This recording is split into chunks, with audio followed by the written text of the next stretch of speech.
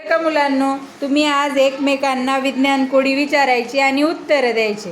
हा चल अनिकेत, कर तुझ्यापासून सुरुवात बाळा. सकाळी उधळतो नभी गुलाल, सायंकाळी दिसतो लाल. मोठी वेळी लांब अंतर, तांबड्या रंगाचे पसरण फार.